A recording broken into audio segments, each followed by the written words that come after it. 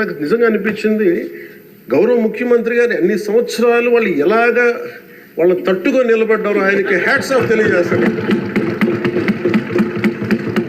అది ఎంత గట్స్ ఉండాలి, ఎంత దమ్ము ఉండాలి, ఎంత ధైర్యం ఉండాలి. అలాగే నాకు నిన్న గొడవలు జరుగుతుంటే నాకు అనిపించింది, నాకు ఇవే గుర్తొచ్చినాయి అధ్యక్ష. వాళ్ళు ఎప్పుడైతే పేపర్లు విసిరేసి అక్కడ దాకా వచ్చారో నాకు గుర్తొచ్చింది వివేకానంద రెడ్డి గారి హత్య గుర్తొచ్చింది. అంటే వాళ్ళ విధ్వంస విధానం చూశారు. అలాగే ప్రజావేదికని కూల్చిన విధానాన్ని గుర్తొచ్చింది అధ్యక్ష. 200 పైచిలకు ఆలయాలని విధ్వంసం గుర్తొచ్చింది అధ్యక్ష. డాక్టర్ సుధాకర్ గారు చనిపోయిన విధానం గుర్తొచ్చింది అధ్యక్ష.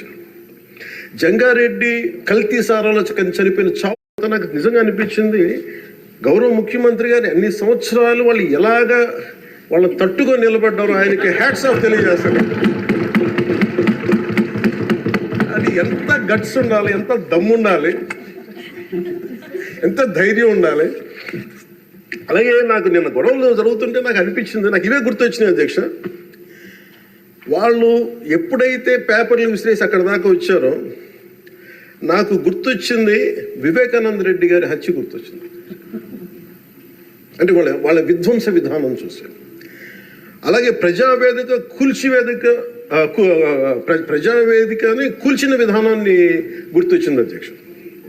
200 పైచిలకు ఆలయాలని విధ్వంసం గుర్తొచ్చింది అధ్యక్ష. డాక్టర్ సుధాకర్ గారు చనిపోయిన విధానం గుర్తొచ్చింది అధ్యక్ష. జంగారెడ్డి కల్తీ సారాలో చనిపోయిన